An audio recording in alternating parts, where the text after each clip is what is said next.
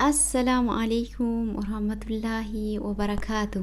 الشما أركفوني جرتو أمتك أشتي أكم جرتني ناجيني اسم بدادا الحمد لله رب العالمين.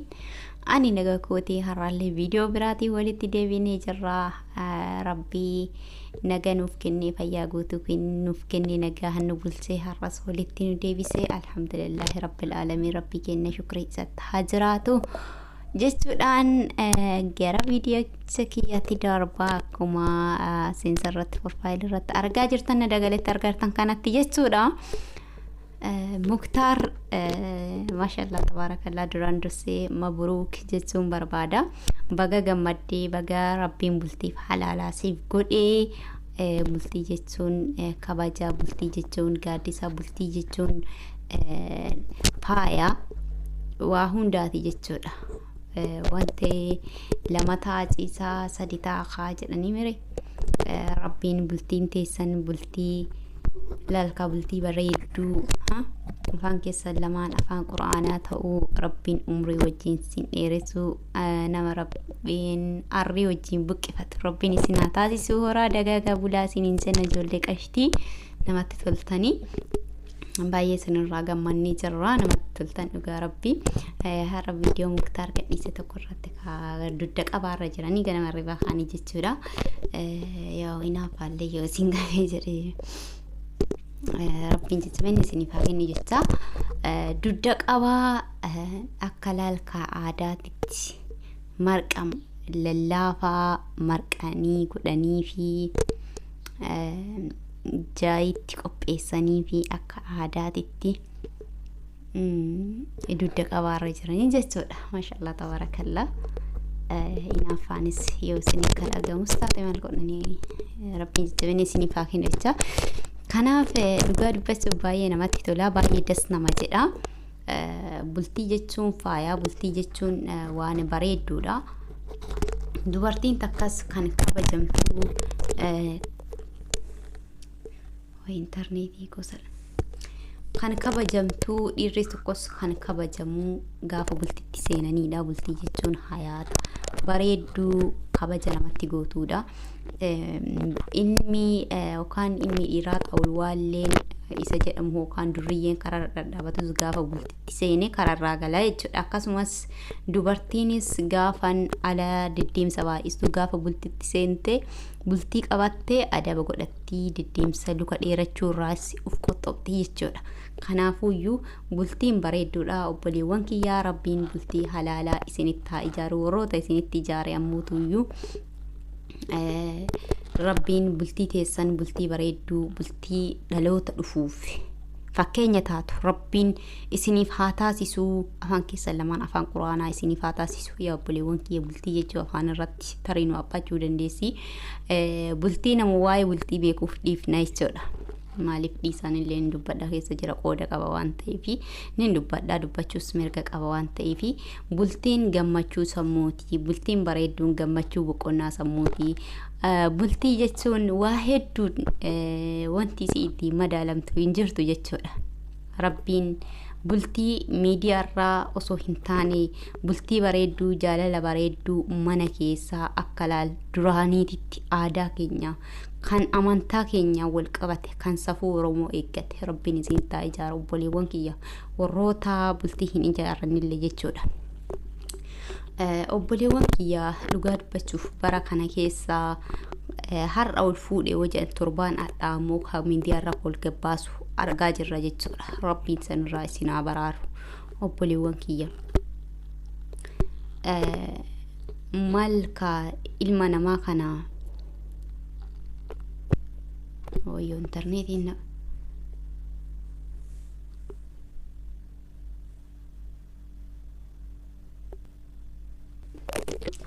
kawaliiku arginaa jechuudha.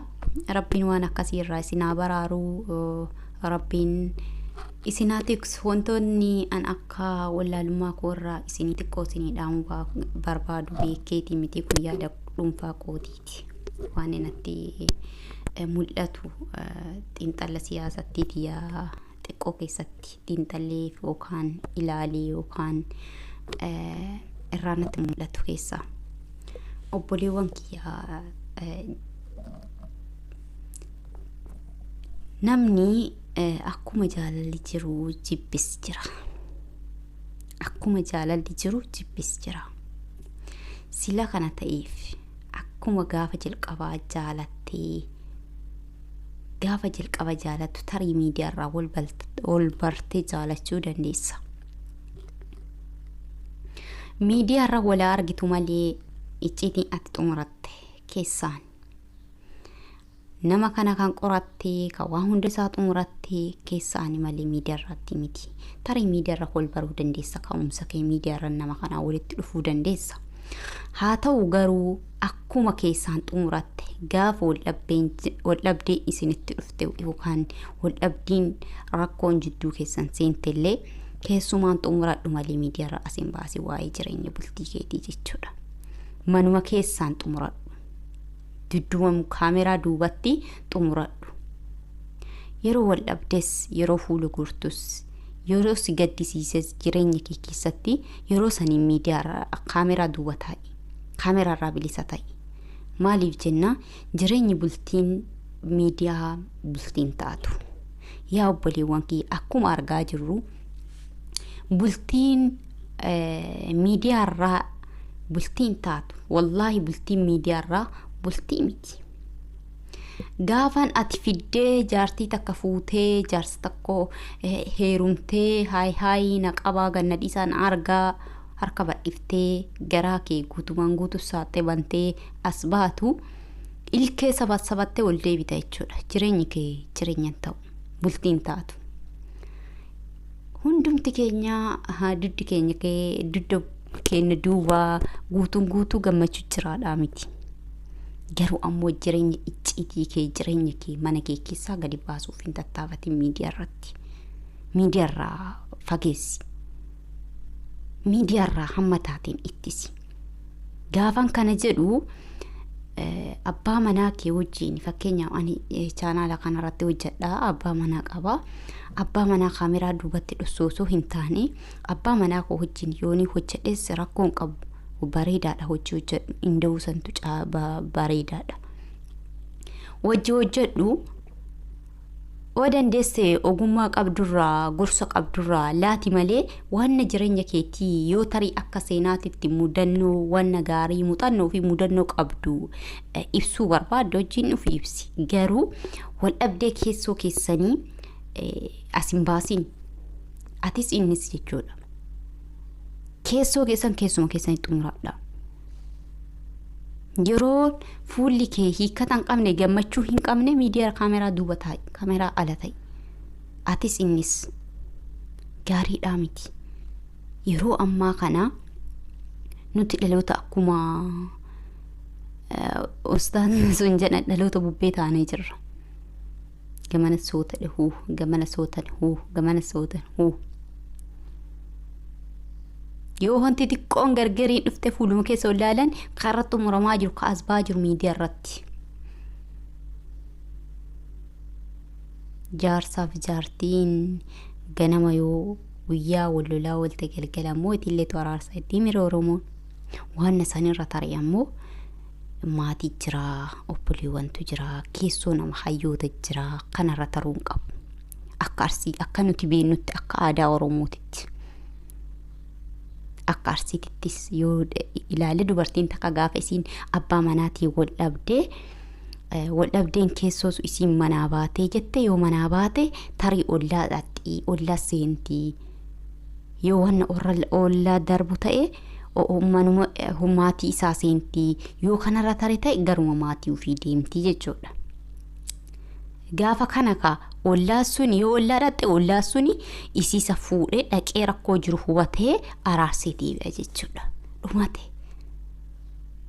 Yoo maatiis dhatte maatiillee akkasumatti dhaqee fuudhee araarsee mana isii deebisee biraa deema jechuudha. Nuti kan beennu kanaadha. Miidiyaa wanni jedhamu bara haalli nyaataa, haalli dhugaatii keenyaa, haalli ittiin abbaa manaa keenya wajjin itti rafnu, haalli qabiyyee abbaa manaa keenya itti qaban kana gaafa jedhu haala qabiyyee abbaa manaatiin kee qabattu shamarran fakkeenyaaf tarii wal gorsuu ogummaa haala jireenya kee mana keessa bultii kee akkamii akkatti bareeffachuu dandeessu ogummaa qabdurraa dandeettii qabdurraa barsiisuun akkuma jiru ta'e garuu keezii jireenya wal dhabdee bakka tana sirriitti eeggadhu walitti bu'iinsa keetii fi walitti bu'iinsa abbaa manaa keetii jidduu keessa jiraate taanaan kaameraan ala ta'e hamma dubbisan xumurattutti si fayyadu miidiyaa araaraatii miti. hundumtuu gaafaate fiddaa itti si dalla kun gama kee bulaa kun gama akkuma sareera qargattee argite kun gama naasi butaa laa san hundarraa bilisa ta'uu qabda. Intalli Oromoo takkaffaa kan kanaaf nu saaxile maaltu fete maaseetan mataa kiyyarraa jalqabee amantaa keenyarraa daggaaluutuyyuu rakkoo kan hundaaf nu saaxile. Lammaffaa safuu Oromoo maal akka ta'e hubannoo dhabuu ka hojittii dadhabuu keenyatuyyuu kana nu ga'e. Amantaa mee amantaa dhiisaa Oromoo akka Oromummaa isiititti safuu qabdi. Safuu Oromoo sun maal yoo jenne wanti har'a nuti irra jirru kun baay'ee waan safuu Oromoo akkaan deddeebi'ee irra cabseedha. Safuu Oromoo wanna jedhamu takka wanti itti bulaa jiru hin jiru jechuudha. Mee akka amantaattis amantaan waan akkana eeyyamallee yoo jennu taate haya Oromoo mataa isiititti safuu qabdi. Amantaan mee kan abbaati. Oromoo akka Oromummaatitti safuu mataa isii qabdi. Aadaa mataa isii qabdi. Aadaan badii qaama kee ol baastee mucayyoo takka ammaa asii coofaa jiranii dhugaa suuraa si fayyadamuu baay'ee na jibbisiisee jechuudha. Maaliif barbaaddeeti garuu na koottaa waan waamicha balbala bante waamicha dhiyeessaartu fakkaatti dhiifamanaaf godhaadha. Yaa shamarran keenya kun beekumsa qabaadhee osoo hin taane wallaalummaa kiyyarraa isin qoodaa jiraan. Ani wallaalummaa koo irraa isin qoodaa jiran wallaaltuudha. Garuu hammuma wallaalummaa kiyya keessatti waan xiqqoo arkusanii natti mul'attusanii ni fayyaddi jedhe san siif qooduuf dhufe yaa obboleettiitii. Yaa shamarran keenya keessattuyyuu bakka nuun malli dhaabbachuu irraa ufaa qusannu. Bakka nuun hin malli bakka silaa nuti tiisisaa miti. Tiisisa ka iddoo hundumarraayyuu xiixu nuti tiisisaa miti. Nuti dubartiin kabaja qabna. Garuu kabaja keenya kana maaliif wallaallee? Bakka malli bakkuma akkuma sareera argattee bakka hundumaayyuu maaliif dutuuf argamna? Dhugaa baay'ee nu gaddisiisa. Mee aadaa keenya safuun Oromoo maali jennee dhaabbannee haalaallu keessattuuf arganna. Mataa kootirraa jalqabeetti. Ani kan hundarraa bilisa jechuu kooti miti. Ilma namaa ta'e qulqulluun hin jiru. Garuu wanni deemaa jiru baay'ee nama gaddisiisa. Wanni deemaa jiru wanta akkaan nama saalfachiisaati. Dhugaa rabbii nama gaddisiisa. Kanaafuu obboleewwan kiyya hamma dandeenyeen safuu Oromoo wanti jedhamu badaa jira. Safuu Oromoo wanti jedhamu badaa jira. Amantaan keenya maaliin nu ajajji? Ana amantaa kee faana deemaa hin jiru. Mataa kootirraa jalqabee osoo amantaa koo ofirra deema ta'ee osoo amantaa koo wajjin deema ta'ee silaa waa hedduurraa bilisa ta'a ture. Rabbiin anaaf sillee haa qajeelchu obboleettiitii hin danda'a. Qajeelluma waliifaa kadhannu. Dhugaa rabbii obboleewwan kiyya ijoollee shamaraa.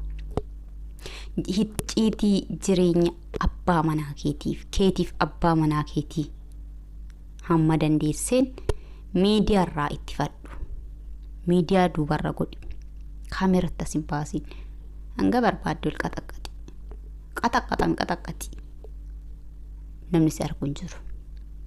Namni fuunfatee si beeku hin jiru.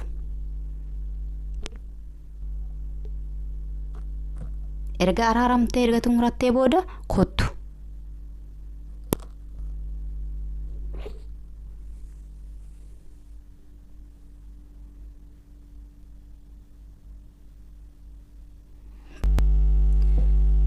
Kanaafi obboleewwan kiyya ummata kashtii, ummata jaalala, ummata kabaja. Anis beekuu soontaan wallaalummaatti yerraa isin qoodee yoodiin dubbii kiyya keessatti dogongoree yookaan isin qeeqee isin jeeqee isaaf qalbiina irraan hambisaa isiniin jedha. Dhugaa irraan deddeebi'een dubbadha bakkeetana. Irraan deddeebi'een dubbadha waan hin keessa xiinxalaa tureef, waan hin argaa tureef, waan hin akka irra jibbeellee. Inni lammaffaanii yaa obboleettiiti yaa obboleessa kiyya gaafa bultitti seente dhimma gandummaarraa bilisa ta'e. Amma ilmi arsii tokko gaafa deemee Jimma fuudhee Jimmaaf gaafan dhimma gandummaa walirratti kaaste bultii teetiif gandummaa walitti fidin. Bultii tee oofadhu malee dhimma gandummaa miidiyaa kanarraa ittiin ol deebitee isii waan hin jedhin atis isaa waan hin jedhin. Dhimma gandummaa keessa harka baafadha, jireenya keessa oofadha. Jireenya bultii keessa gandummaa fidina. Tarii ilmi arsii tokko deemee Jimma fuudhuu danda'a. Ilmi Jimmaa tokko deemee intala arsii fuudhuu danda'a. Gaafa kana gaafa dhimmi gandummaa gargar isirratti dhimmi gandummaa ka'ee gadi garagalchuu jalqaba suuraa wal garagalchuu jalqaban kanarraa dhimma bilisa ta'eeti. Jireenyi kee miidiyaa walitti fidin. Bultii kee miidiyaadhaan walitti fidin. Dhimma gandummaarraa bilisa ta'e. Bultii kee jira, bultii kee oofadhu. Bultii tee haala gaariidhaan qabadhu deemi. Dhimma gandummaa jala gurra cufadhu. Namoota baay'ee argaa jirra waa'ee gandummaa kanaan mataa walii nyaatanii bultii waliillee kan diigaa jiran jechuudha. Kanaafuu obboleewwan kiyyaa ufaa kabanyuu, walaa kabanyuu, jaalalaaf tokkummaa haa qabaannu. Dhimma gandummaa keessaa hamma dandeenye ati tawaa hubatte wallaalaa waa hubatiin kan gandaaf ganda jaachisu yoo dandeesse gorsi yoo nama tokkollee dandeessee nama gadi yaa'ee akka saree wal jalaa dutu kanneen keessaa yoo rabbiin sii laaffisee nama tokkollee keessaa gorsitee keessaa ol deebistee rabbirraa argatta waan ta'eef kun waan rabbi birattis nama birattis akkaan jibbamaati yaa obboleewwan kiyyaa. Kanaaf jennaan obboleewwan kiyyaa rabbiin bakka jirtan isinaa tiksuu kan bultii qabu ammoo bultii teessan rabbiin dallaa ofiitti isiniif haa hadiru. Bultii teessan abbatu tolfata qabrii fi bultii abbatu tolfata abbatu laalata jedhanii. Kanaafuu bultii teessan ammoo tuyyuu jabeeffadhaadha. Kan bultii hin qabnellee rabbiin bultii halaalaa isinitti haa ijaaru. Inshaallah ka jaalala malee jibbi hin jirre kan jaalalaa wal dhaanamtanii jibbi jidduu keessanii baqatu rabbiin isiniif haa ijaaru isiniin jedha. Kani haala jiru amma irraa bilisa ta'ee dhugaa dubbachuu akka itti dubbatan illee baay'ee nama dhiba. Hundumaafuu rabbiin nuuf haa laaffisuu nu haa qajeelchuu jaalalaaf tokkummaa jidduu keessan kennatti nuuf haa deebisu isiniin jechuun jaaladha obboloota kiyya. Kanaaf viidiyoo isin irratti dheeresseen jira. Hamma viidiyoo biraatii walitti deebinutti nagatti naa tura. Ilmi namaa inni dogongoraa waan dubbatu keessa inni dogongora yoo jiraateef yoo wanti isin qeequ jiraate wanti isin jeequ jiraate ijaaf